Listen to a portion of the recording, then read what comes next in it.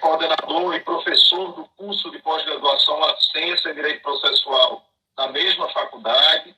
Esse curso, em parceria com a Associação dos Advogados de São Paulo, a ASP, é atualmente vice-secretário-geral do Instituto Brasileiro de Direito Processual, IBDP, do qual tenho a honra também de fazer parte, e é ex-redator-chefe adjunto da Revista Brasileira de Arbitragem.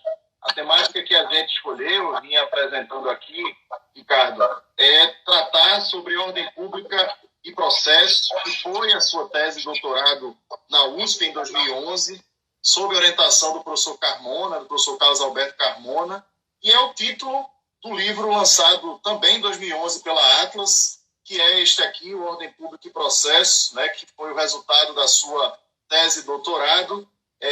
Salvo engano, indisponível, né, não está mais disponível aí para quem pretende adquirir. A gente já fica aí fazendo aí o pedido para que possa haver novas edições aí do livro, porque é uma temática extremamente atual. Queria passar inicialmente a palavra, Ricardo, para as suas saudações, né, suas palavras iniciais, e aí depois iniciaremos aqui o bate-bola, cumprimentando desde já o nosso diretor nacional, Danilo Santana, que eu vejo que adentrou a live no exato momento, meus colegas diretores regionais, Rita Nolasco, Rodrigo Ribeiro, Eugênio Battesini, Cristiano Iwakura, que também fazem parte aí desse conjunto de ações no projeto Escola em Casa. Ricardo, a palavra é sua, amigo.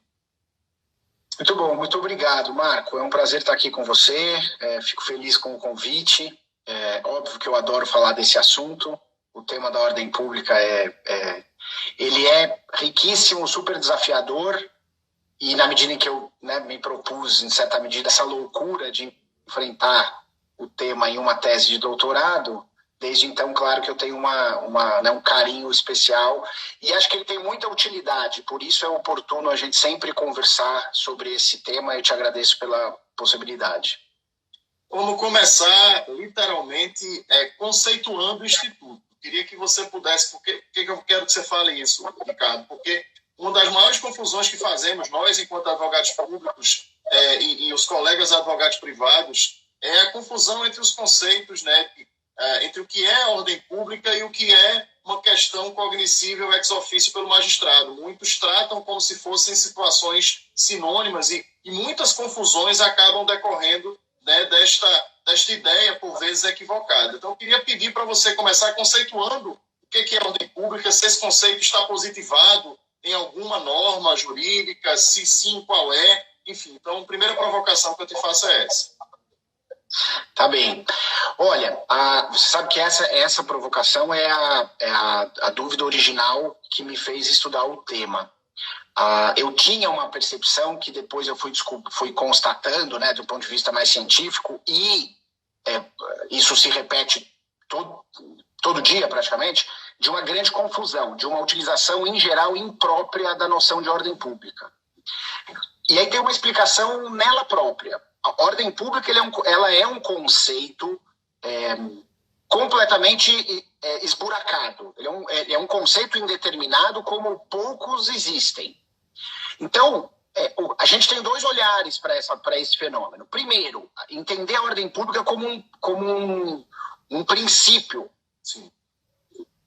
Então, ele tem uma abstração inerente a ele, e ele como princípio, é possível estabelecer alguma conceituação para ele, mas a partir dele você extrai consequências práticas, e essas consequências práticas podem ser, em geral, são regras jurídicas específicas, concretas, que são, portanto, normas de ordem pública, e elas são normas de ordem pública porque elas têm essa inspiração em um princípio mais geral, mais amplo de ordem pública. Bom, que princípio é esse? A ordem pública ela diz com controle, com limitação. Há diferentes manifestações jurídicas de coisas que nós não podemos fazer, aspectos de relações jurídicas dos quais não podemos dispor. Por quê? E aí que vem o ponto que essa é a parte que me parece fundamental para entender e trabalhar bem com a noção de ordem pública. Por que você atribui essa natureza a certas vedações de certos aspectos de relações jurídicas? porque eles dizem respeito com valores que nossa ordem jurídica, ou que uma ordem jurídica pratica, e valores que uma ordem jurídica considera importantes, relevantes, essenciais no seu contexto histórico. Então, você não tem como dissociar a lógica de ordem pública de um componente axiológico, de uma lógica de ter um valor por trás que explica por que aquilo merece aquela proteção e merece aquela qualificação. As coisas não são protegidas ou proibidas no contexto da ordem pública, porque sim, porque o legislador quer, não é. E aí é a primeira distinção que eu aproveito a propósito da sua pergunta. Há certas coisas que são proibidas porque o legislador quer, ponto. Não tem explicação, não tem uma causa maior, transcendental, que inspira isso. Tem uma causa, ela só não é transcendental, ela só não está atrelada a valores da nossa sociedade. E apesar do tema ser ordem pública e processo, eu tenho estudado isso sob a perspectiva de processo, a gente consegue tirar do processo vários exemplos, mas de fora dele vários exemplos sobre aspectos que nós não podemos, coisas que nós não podemos fazer, mas que não necessariamente têm a ver com a ordem pública. Então, eu estou falando aqui de normas cogentes, normas imperativas. Elas são, sim, obrigatórias, só que elas não necessariamente são de ordem pública. Perfeito. Então, normas imperativas, elas vão ser um gênero, e uma espécie desse gênero são as de ordem pública, porque as de ordem pública estão atreladas a valores importantes. Ricardo, você estudou essa temática antes digamos assim, da própria discussão acerca do Código de Processo Civil de 2015, né? Quando você defendeu sua tese de doutorado, nós tínhamos ali um embrião de código, né, tramitando nas casas do Congresso Nacional, em discussão.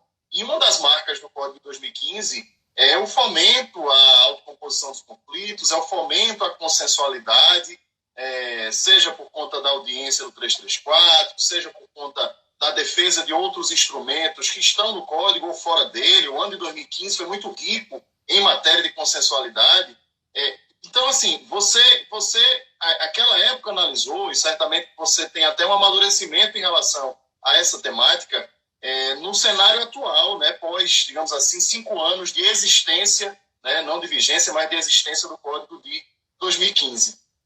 Nesse aspecto, as questões de ordem pública, elas admitem transação, elas admitem renúncia, os direitos indisponíveis têm relação com a ordem pública, é possível negociar sobre a ordem pública, sobre questões de ordem pública. Como é que você trata dessa temática, olhando para o código que a gente tem hoje, olhando para a legislação que a gente tem hoje, né, e comparando com aquilo que tu estudaste ali em 2011 na defesa da tua tese de doutorado?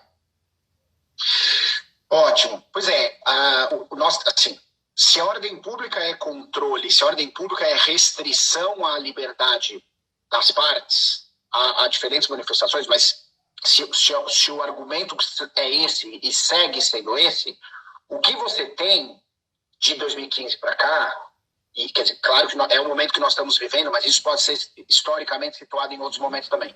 O que você tem é uma modificação da compreensão do que está dentro da ordem pública e, portanto, segue sendo indisponível, não passível de transação ou renúncia, e aquilo que está fora, que é a maior parte, que são componentes disponíveis, transacionáveis de direitos e de relações jurídicas. Então, o Código de 2015, ele é muito importante sobre vários aspectos nessa temática.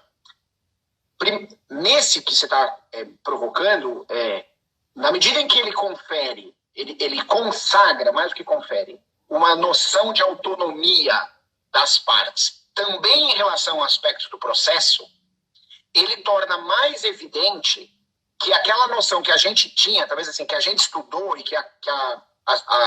assim, uma certa noção clássica não clássica antiga, mas uma noção das últimas décadas, de uma natureza pública de tudo que diz respeito ao processo, de uma noção de que tudo no processo é indisponível e, portanto, as partes não podem fazer nada, essa noção ela é fortemente atacada no Código de 2015. Então, eu diria que o campo de atuação da ordem pública se restringe no plano do Código de 15, porque coisas que nós achávamos que não podíamos ficaram explicitamente permitidas no plano das relações processuais e das normas de natureza processual.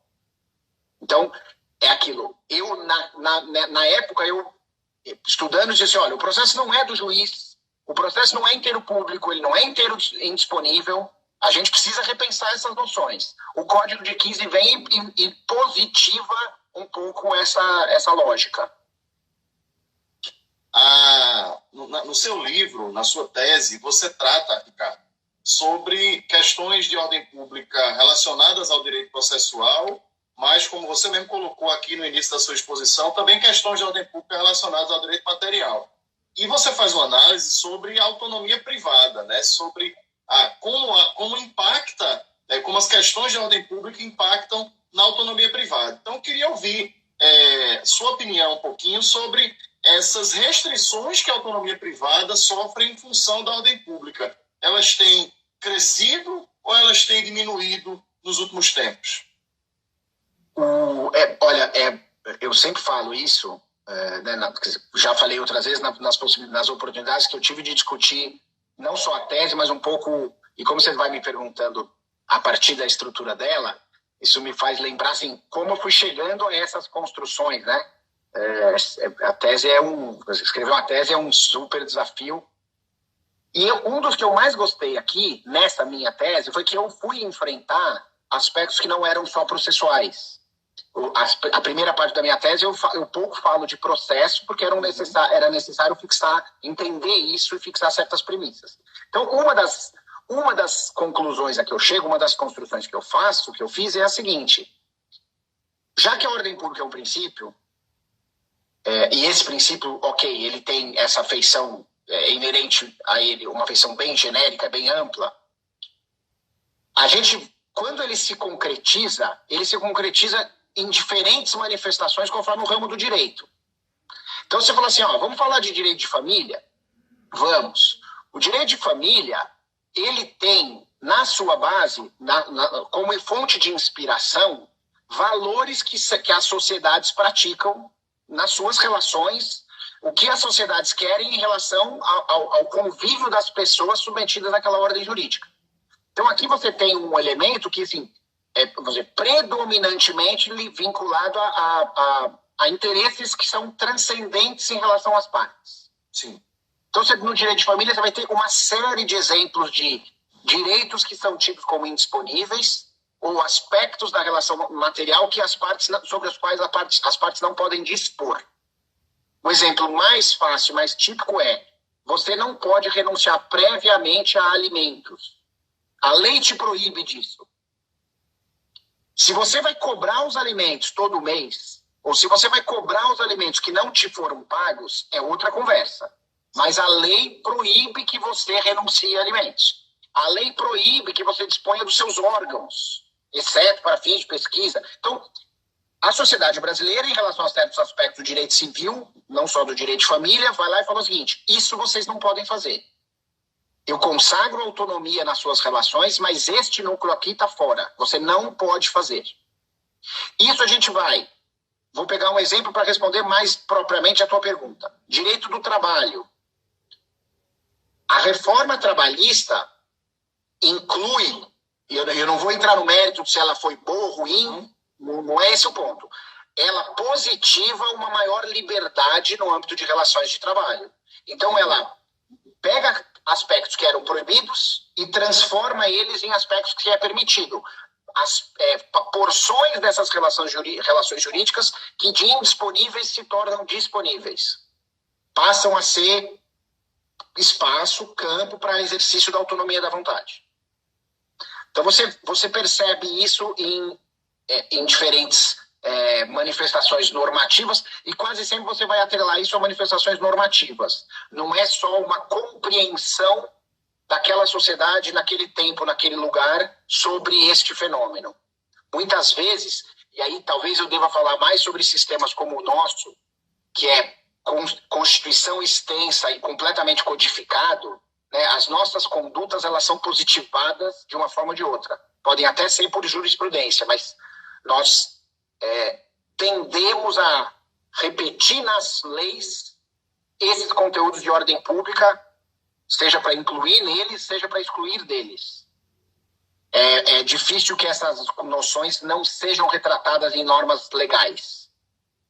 Claro, você fala assim, como princípio, você pode dizer o seguinte, olha, uma certa sociedade, ela se pauta em princípios de ordem ética, ela se pauta em princípios de ordem religioso. Sim, e eles vão ser atrelados a essa noção de ordem pública. Mas quase sempre você positiva esses princípios. Exemplo, boa-fé. Nós não ficamos no plano ético de boa-fé. Nós temos boa-fé, historicamente, no plano subjetivo e de 2002 para cá, no plano objetivo. O CPC consagra isso no plano processual. Então, você está trazendo para o plano normativo essas noções que não necessariamente têm origem nele e não precisariam estar nele, né, no limite. A gente pode falar que essas normas de ordem pública, Ricardo, elas devem ter aplicabilidade imediata ou não? E se você pudesse também falar para a gente como tem sido a interpretação dos nossos tribunais superiores, em especial do STJ, sobre essa questão da aplicabilidade imediata ou não das normas de ordem pública. Olha, Marco, de novo, a gente tem... eu quero lembrar essa distinção, né? Assim, eu dei o exemplo de direito civil, de direito do trabalho, assim, normas de direito material. O regime de aplicação dessas normas no tempo, eu diria que ele não tem duas observações aqui, dois olhares.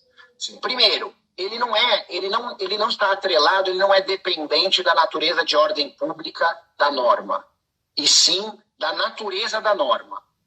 Qual que é o regime de aplicação no tempo de leis de direito material? Bom, ela respeita completamente o ato jurídico realizado, o ato jurídico perfeito, e vai incidir sobre negócios jurídicos ocorridos a partir da sua vigência. Tá. Isso vai ocorrer também para as normas de ordem pública.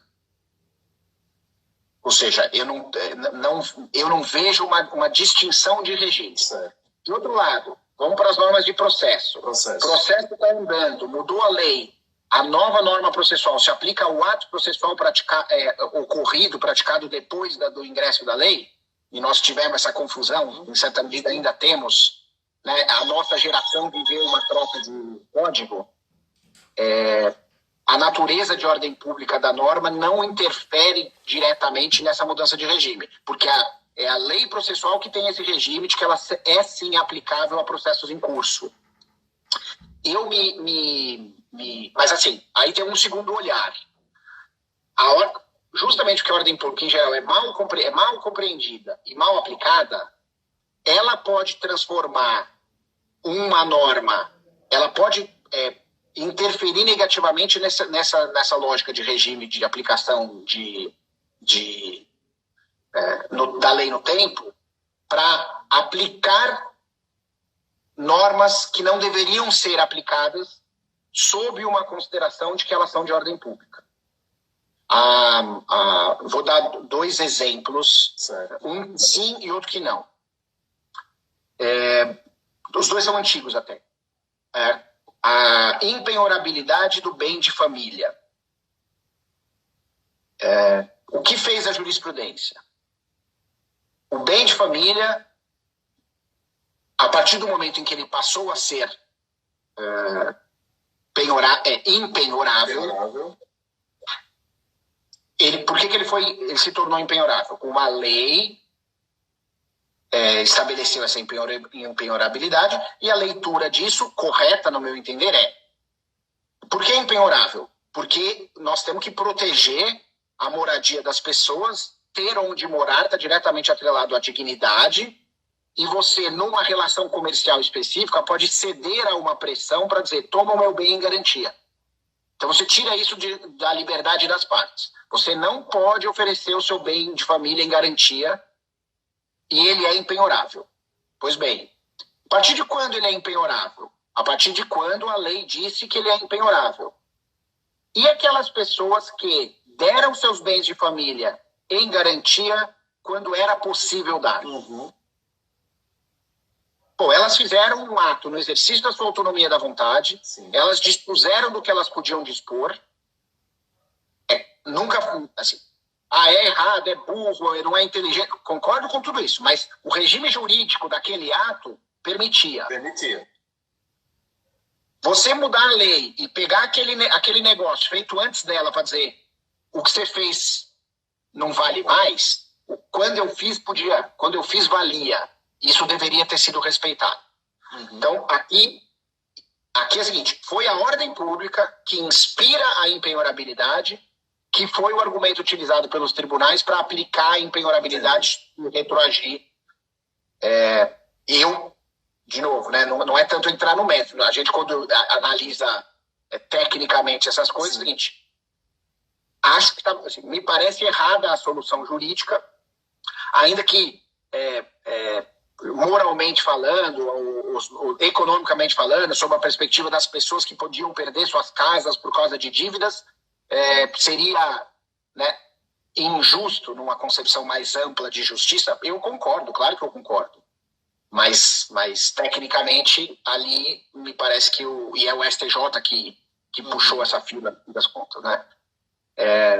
Tem uma outra construção que tem um pouco menos a ver com ordem pública, e é também um pouco mais antiga. A lei de arbitragem, quando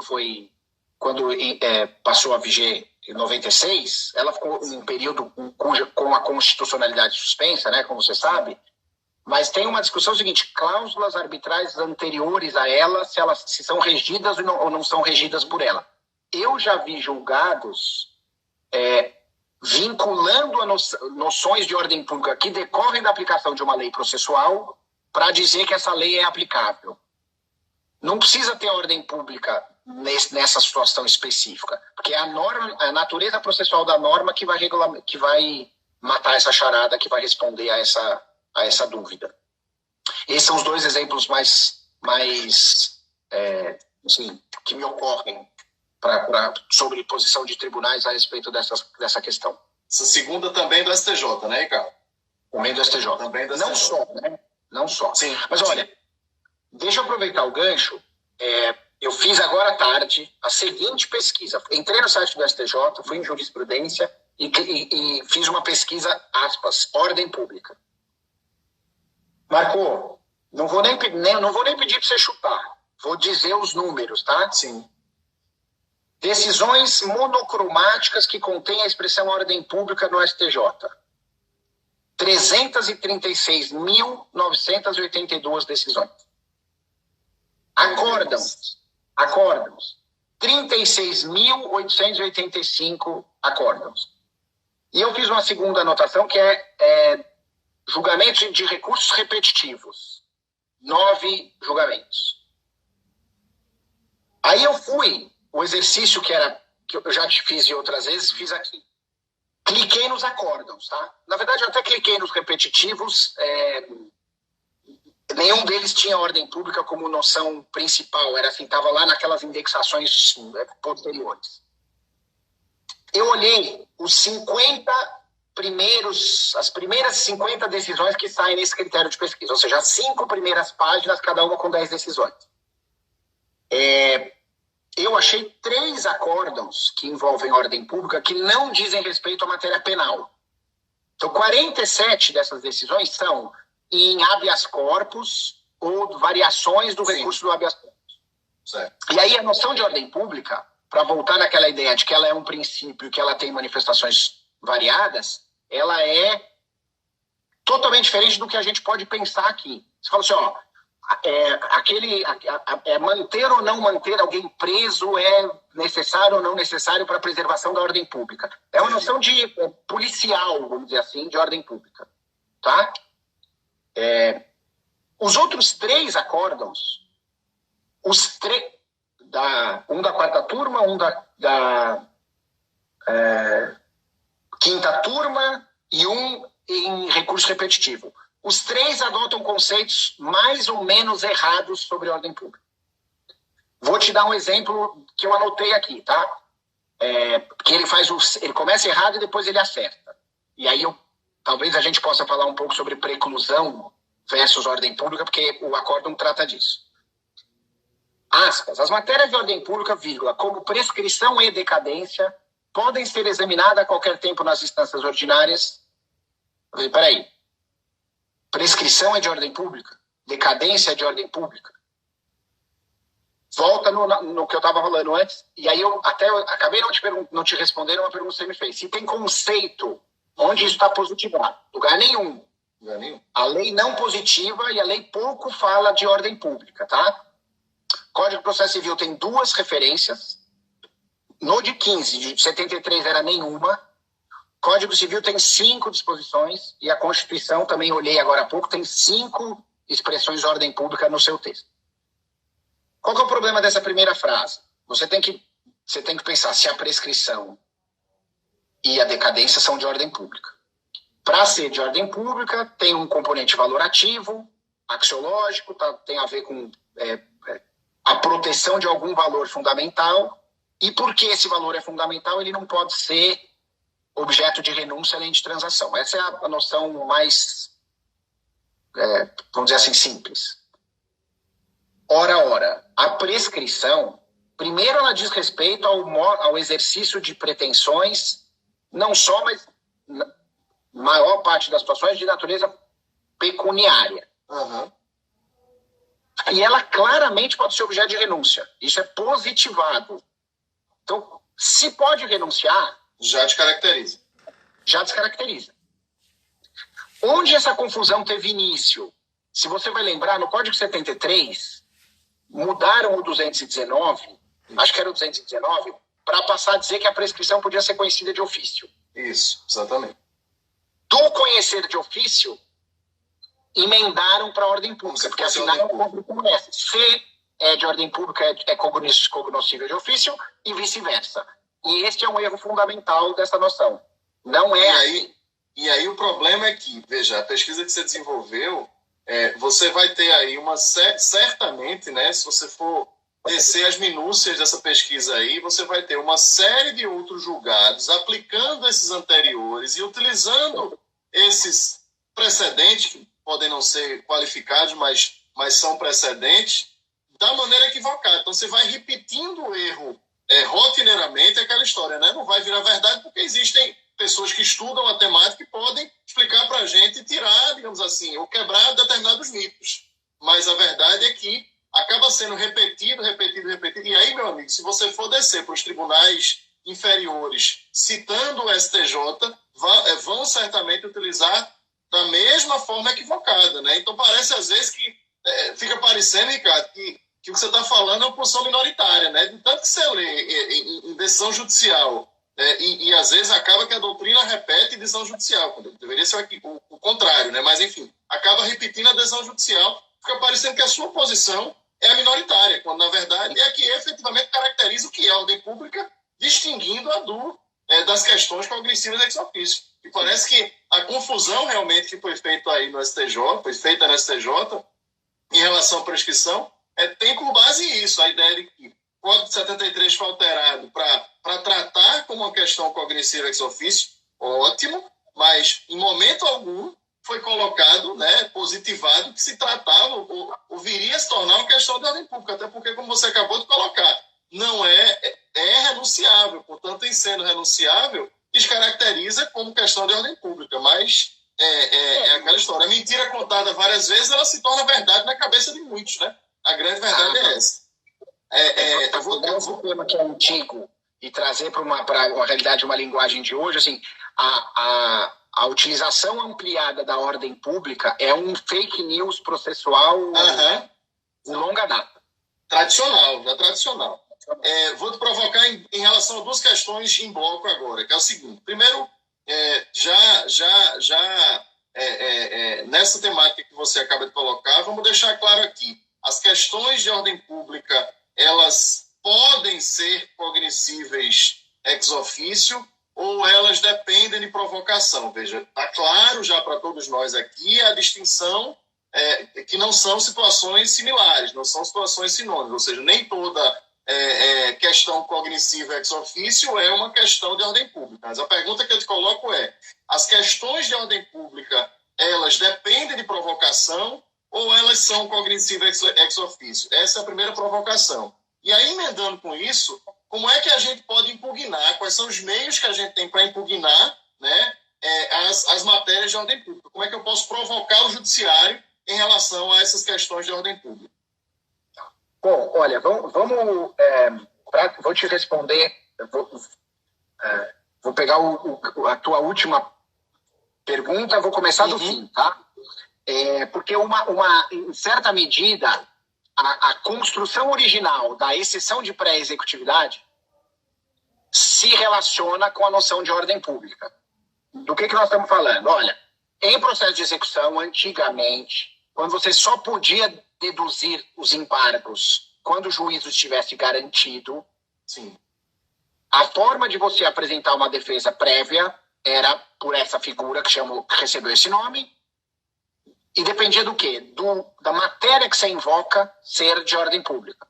Segundo momento, não, ela pode não ser de ordem pública, mas ela precisa ser madura o suficiente para ser conhecida de plano, fora que ela tem que ter uma relevância para evitar que alguém seja executado, seja submetido aos efeitos de um processo de execução sem base, sem causa, sem razão alguma. Muito bem. Estou falando isso porque, em certa medida, a ordem pública ela faz surgir um incidente, um mecanismo de dedução dela como argumento que nem previsão no código tinha. Aliás, continua não tendo. Hoje diminui a importância disso, porque a execução não precisa mais ser garantida para ser objeto de manifestação do defeito do executado, mas a exceção de pré-executividade continua entre nós. Então, te diria o seguinte: quando você usa, na medida em que a ordem pública ela verdadeiramente falando, um argumento importante, porque ela diz respeito justamente a esses aspectos que são considerados como fundamentais, dignos de uma proteção jurídica maior,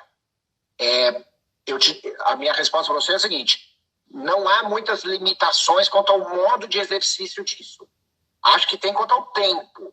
Mas, assim, as petições próprias e típicas, os exercícios de posições processuais, né, principais, claro que eles são o campo principal para isso. Pega, por exemplo, a disposição do Código que fala, olha, antes de discutir o mérito, o réu deve alegar e traz o rol das matérias. Não todas, mas a maior parte das matérias que estão ali elencadas são, sim, de ordem pública. Tá? Bom, mas eu posso fazer isso nessas manifestações, mas eu posso fazer em outras. Eu não tenho necessariamente uma limitação quanto ao modo de exercício. Você me perguntou isso, e a própria distinção de cognição versus ordem pública. Aqui você tem, acho eu, a gente pode até pensar, talvez a gente identifique questões de ordem pública que não são cognoscíveis de ofício, mas se elas existem, elas são um fenômeno raro. O que acontece? Cognoscível de ofício tem um monte de coisa. Algumas delas são de ordem pública. Então você tem um fenômeno de continência aí. Uhum. Tudo que é de ordem pública é cognoscível de ofício, mas nem tudo que é cognoscível de ofício é de ordem pública. De novo, você tem um elemento de política legislativa aí.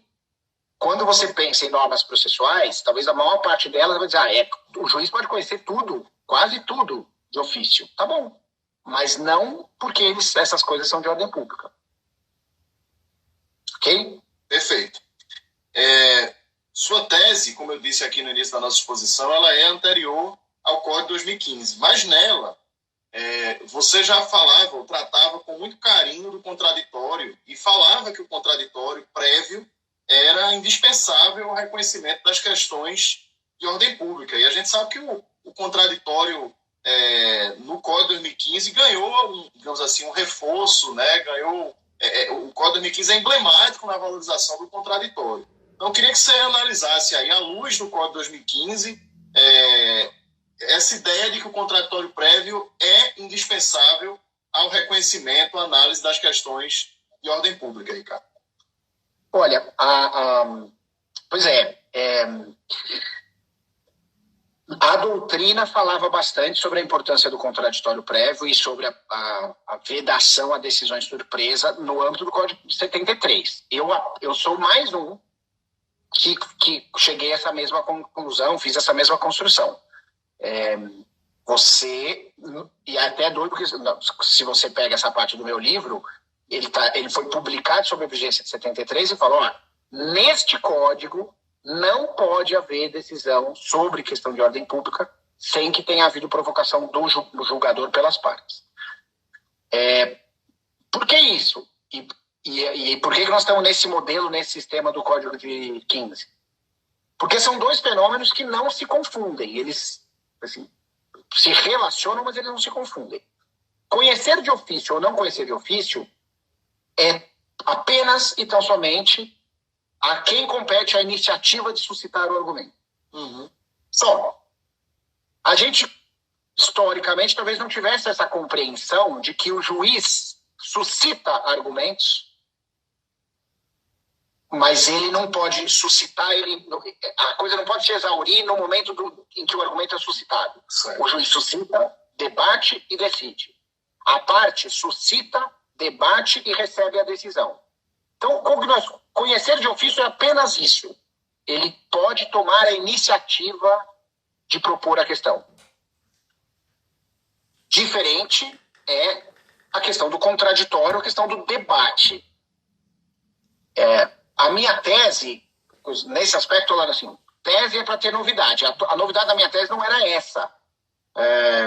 Eu apenas aderi e repeti uma noção que era comum naquela ocasião, em certas manifestações de doutrina, e hoje em dia, para minha sorte, não nossa em geral, porque os tribunais continuam aplicando quase que o CPC de 73. O artigo 10 não pegou ainda, mas ele está entre nós, e a doutrina aí sim adere muito mais.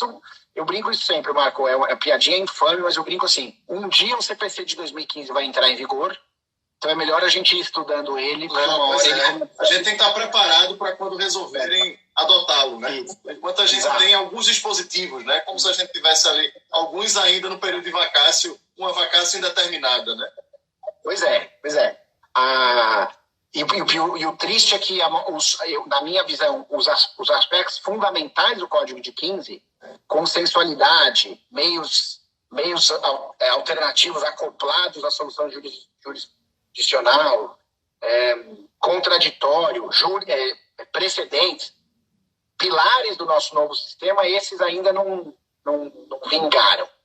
Mas só para voltar no tema. Então, assim, o contraditório, a questão de ordem pública, ela, em geral, ela não tem a importância que a gente costuma dar a ela. E uma das manifestações de pouca importância, se você me permite a expressão, é que ela não elimina, ela não supre a necessidade do contraditório. O contraditório ainda é exigido, não importa a relevância da matéria sobre a qual o juiz se debruça. Ele precisa suscitar. E aí é uma questão simples, porque assim, qualquer um de nós que já teve que tomar uma decisão, tomou melhor a decisão depois de ouvir argumentos do que se tomar sozinho. É tão simples quanto isso. Você pega os seus filhos, vem um para você e fala assim, pai... Aí você fala, peraí, chama o outro e fala, o que aconteceu? Se você ouviu o primeiro e já vai dar o castigo, a chance do seu castigo ser injusto ou qualquer, né, é muito grande. E isso serve para qualquer processo decisório e para qualquer matéria submetida ao processo decisório. A matéria de ordem pública é igualzinha às outras. Por isso a importância do contraditório. Você está colocando é muito importante, porque acho que todos os advogados que nos assistem ou vão nos assistir depois aqui no IGTV da escola ou no podcast, né, porque as nossas lives estão sendo colocadas no Spotify, no Google Podcast, no Apple Podcast, certamente já vivenciaram, Ricardo, situações em que o juiz justifica o não exercício do contraditório pelo fato de se tratar de uma questão de ordem pública. Primeiro, porque já faz a confusão, tão bem elucidada por você ao longo da live, entre a questão ser de ordem pública e ser cognitiva ex officio. E segundo, utilizando a justificativa de que não abriu a oportunidade de manifestação, porque ali, ao se tratar de uma questão de ordem pública, ele pode decidir de plano sem precisar ouvir, ou seja, forçando assim a parte a ter que utilizar a via recursal para poder, pela primeira vez, debater e dialogar sobre aquela questão a qual ela deveria ter sido chamada antes. Então, infelizmente, isso é algo que acontece no primeiro grau, muitas vezes é mantido no segundo grau, e você precisar provocar um tribunal superior por algo que é absolutamente primário, né? Que deveria ter sido tratado lá atrás, e como você mesmo colocou, está lá nas normas fundamentais do nosso código, enfim, mas dentre aqueles... Sim. Isso tem a ver com uma noção, a gente talvez fale pouco disso, e aí a autonomia privada vem em reforço dessa noção. O seguinte, excelências, o direito é meu. Sou eu litigando contra o Marco, o direito é nosso. A nossa participação ela tem que ser total, integral. E se ele é exercido por meio de uma relação processual, de natureza pública, é um serviço público que tem como o julgador dotado na vara tal para julgar, o processo não se torna dele porque ele profere a decisão final. Sim. Então, é quase que uma noção autoritária, aliás, não quase, é bem autoritária uma noção, gente, eu como julgador tenho poderes que transcendem o seu, que é o titular do direito. Não pode ser assim. É uma distorção de origem, né?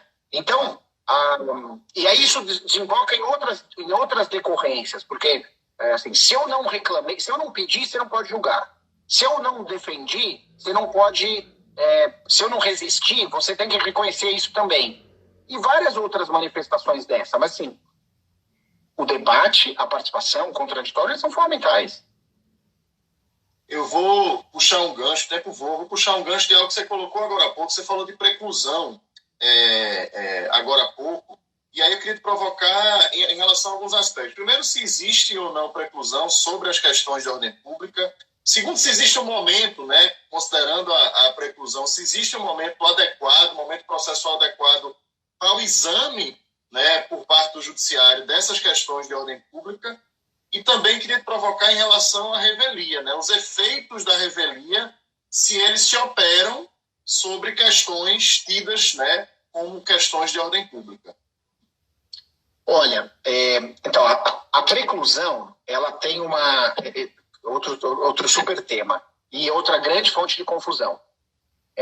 O 485 extingue-se o processo sem julgamento de mérito, vai lá e diz, com exceção da convenção de arbitragem, o juiz pode conhecer de todas as outras matérias em qualquer tempo e grau de jurisdição. E agora ele mudou a expressão do Código de 15 até mais ampla e mais própria, porque fala, enquanto não ocorreu o trânsito em julgado. Muito bem. Você olha esse dispositivo, você fala assim, pode tudo, pode a qualquer hora, o juiz não tem limitação temporal alguma. Só que não é bem assim. Na minha visão, primeiro você tem dispositivos legais que limitam essa amplitude. Vamos falar aqui de duas questões. Uma é assim, algumas hipóteses, né? A parte suscitou uma matéria de ordem pública. Vamos poder ficar nos exemplos mais típicos. Ela suscitou a ilegitimidade de parte. Tá bom. O juiz decidiu a respeito? Decidiu. Se ele acolhe, ele extingue o processo. Ok. Vai sair da mão dele. Se ele rejeita, o processo continua com ele. O juiz pode, no momento da sentença, olhar e falar assim, olha, pensando melhor, quando ele processou, instruiu, agora, assim, pensando melhor, eu vou desfazer o que eu fiz, que é rejeitar a ilegitimidade, porque eu agora estou vislumbrando ilegitimidade. Alguém vai pensar assim, não, mas se ele pode a qualquer tempo e grau de jurisdição, ele também pode nesse momento. E a resposta é não. Claro que ele não pode nesse momento. Porque neste caso específico, ele decidiu a respeito. E aí a este argumento dá para invocar o artigo 505, que está lá na coisa julgada, que fala assim, nenhum juiz pode voltar a decidir uma questão já decidida. Sim.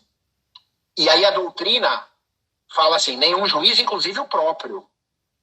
A julgadora, o julgador que já examinou, ele não pode voltar ao tema. Segunda variável, o julgador fala assim, olha, eu não vou examinar isso agora, eu vou examinar isso depois. E aí um desdobramento diz o seguinte, o argumento nem foi trazido. A preliminar nem trazida foi, não foi suscitada. Aí lá na frente fala, como eu posso conhecer de ofício, eu vou agora julgar. Sistematicamente falando, talvez até deva se dizer, sim, ele pode, porque ele ainda não enfrentou esse tema. Mas a minha visão a respeito desse fenômeno é a seguinte. A matéria de ordem pública processual, ela tem que ser verificada e aplicada, e, se for o caso, reconhecida, no momento inicial em que ela pode ser reconhecida e aplicada. Daí para frente, ela começou a fazer um mal tremendo. Que você pega um caso que podia ser julgado no mérito e converte esse julgamento num julgamento processual, que é um julgamento que ninguém quer. De processo gostamos nós, mas é aquela história, ninguém vai ao judiciário para discutir litispendência, competência, conexão, possibilidade inépcia. As pessoas vão ao judiciário para discutir o direito material que elas têm. Então, um tribunal que, porque não está sujeito à preclusão, vai lá e fala, olha, achei aqui uma inépcia, achei aqui uma falta de algum pressuposto processual, achei uma litispendência, achei uma coisa julgada. Você pode, inclusive, se valer de exemplos de argumentos que parecem graves. Assim, e vou extinguir sem julgamento de mérito, ele fez tudo errado. O momento adequado para aquilo já tinha passado. Seria melhor se ele, nesse momento, julgasse o mérito e desse a tutela judicial para alguém à luz da relação de mérito. Mas enfim, para arrematar a tua pergunta exata, a maior parte os tribunais, de modo geral, e a doutrina e a prática, né, nós, quando peticionamos, tendemos a dar uma amplitude para a alegação de matéria de ordem pública que me parece excessiva e ainda que ela possa, ela se torna prejudicial a partir de um certo momento. Em primeiro grau, você tem o saneador. O saneamento é um corte importantíssimo. Ele tem que servir para alguma coisa. O sistema, quando concebe uma atividade relevante de saneamento, ele concebe para isso.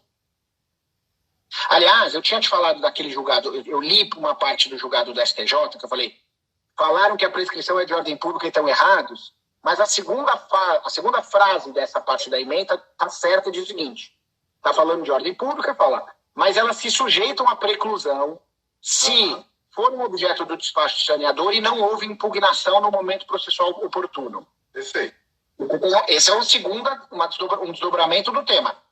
A parte que teve uma decisão de ordem pública, objeto de decisão, ela podia ter impugnado e não impugnou, acabou. Morreu. Nem aquele juiz, nem o tribunal, ninguém mais pode examinar aquilo, por mais importante que pareça. Senão tira carta na manga para ser alegado a todo tempo e a qualquer tempo, né? Então, você não tem preclusão sobre elas, você gera um risco de insegurança jurídica ao longo do processo tremendo, né? E o processo ganhando do direito material. Porque o argumento que fica aberto... Ele vira um fim, né? É de processo. Isso. Exatamente. Amigo, o tempo, a gente tem um pouquinho mais de 5 minutos. Eu vou fazer uma última pergunta sobre coisa julgada. A gente pode falar que existe coisa julgada sobre questões de ordem pública, para a gente fechar com isso a nossa conversa. Marco, pois é, assim, para responder simples, já eu complico, mas assim, para responder simples, eu digo assim, óbvio que sim. Nada sobrevive à coisa julgada, nem mesmo as questões de ordem pública, de qualquer natureza. A coisa julgada, ela é exatamente para isso. Ela é uma qualidade da decisão para torná-la imune a impugnações subsequentes. Bom, o que você pode ter? E não é diferente a matéria de ordem pública de outras. Você pode ter, 2 anos depois, a possibilidade de uma ação rescisória. Agora vai avante. E depois de 2 anos? Acabou. Zé, regra geral. Vamos deixar de lado patologias ou métodos de contagem diferente para fins de ação rescisória. Então, o sistema trabalha com uma lógica que a decisão injustíssima, absurda, 2 anos depois do seu trânsito em julgado, ela se eterniza. Uhum. Não tem... A matéria de ordem pública não pode ter um tratamento especial, diferente em relação a isso. Porque, de novo, a de que a gente mais está aqui tratando, que é a processual, ela serve para conferir regularidade ao instrumento processual pelo qual se desenvolve a atividade do Estado de prestar jurisdição. É para isso que serve. Para que você vai perquirir sobre competência, sobre legitimidade, sobre adequação do pleito, da demanda proposta? Você faz essas investigações para que um julgamento de mérito de melhor qualidade seja obtido. Se ele foi obtido, não importa de boa ou de má qualidade, resolvido está. A ordem pública, portanto, se controla durante, mas chega no fim, acabou. Quantos minutos a gente tem? 2? 3? Temos 4 minutinhos. 4 minutinhos. Então agora eu vou dar uma ligeira complicada, porque esse é um tema assim, que gera também bons debates. Exemplo fácil, exemplo simples. Você tem uma demanda com 2 pedidos. Certo. Danos materiais e danos morais. A sentença, para tornar mais concreto o exemplo, vou fazer um exemplo super de direito privado aqui. Você me desculpa, vocês advogados públicos me desculpem, mas assim, vamos imaginar que é uma batida de carro. Certo. Aí o julgador falou o seguinte: olha, quanto ao pedido de dano material, eu considero que você é ilegítimo porque você não é o dono do carro. Então eu extingo o processo sem julgamento de mérito quanto ao dano material. Uhum. Deixa eu melhorar o meu exemplo. O juiz, ele julga improcedente esse pedido e julga procedente o dano moral. Certo. Tá bom? Então a ação se subdividiu. Ganhei o material, perdi o moral. Perfeito. Se eu ganhei o material, eu não recorro. Eu sou o dono do carro que ganhou o dano material. O tribunal, examinando o seu recurso quanto ao dano moral, que você se insurgiu, tá? Ele vai lá e fala o seguinte: mas peraí, o Ricardo não é dono do carro. Então, ele é ilegítimo para pleitear a condenação ao dano material. Como é uma questão de ordem pública e eu posso conhecer em qualquer tempo o grau de jurisdição, eu vou anular a sentença quanto a esse ponto. Aí eu falo assim: mas peraí, o Marco recorreu disso? Não. Pois é. Então, esquece, não é problema seu, tribunal. Mas existe uma construção teórica que fala o seguinte: não, isso é efeito translativo. O efeito translativo devolve matérias de ordem pública. Gente, no exemplo específico que eu estou dando, a matéria pedido de condenação em danos materiais não foi sequer devolvida para o tribunal. Fosse um Lego, essa partezinha do brinquedo não teria sido entregue na mão do julgador. De novo, é um uso distorcido da ordem pública. Porque a ordem pública, inclusive essa lógica de investigar fundamentos que são importantes, ela se limita ao objeto do processo. O pedido de dano material, nesse meu exemplo, transitou em julgado. Então, volta a primeira parte da minha resposta. Transita sim e não pode sair ressuscitando a pretexto de ser de ordem pública.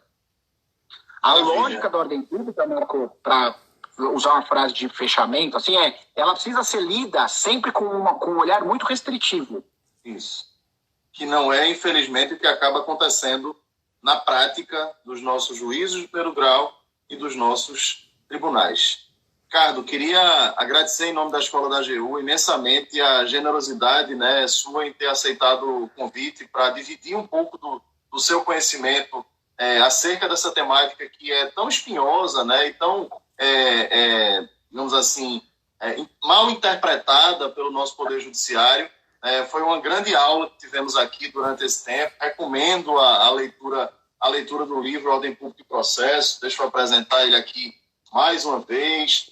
Cumprimentar os nossos queridos amigos processualistas, advogados públicos ou não, que passaram aqui pela live. Eu vi Roberto Rodrigues, Beclaut, vi Gisele Góes, Pedro Henrique Nogueira, tanta gente querida que passou por aqui. Então, queria lhe agradecer, passar a palavra para as suas considerações finais para a gente encerrar a live.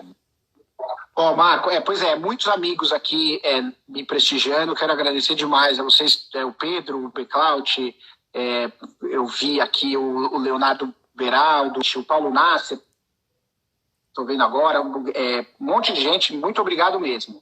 Eu quero te fazer uma sugestão que eu não sei se é um problema. De fato, meu livro está fora de mercado, mas eu vou te mandar alguns exemplares e você sorteia, vê como você quer fazer nesse contexto do projeto. Maravilha, maravilha. Tá, muito obrigado. É uma honra participar aqui com você. Boa noite a todos. Um abração. Tchau, tchau.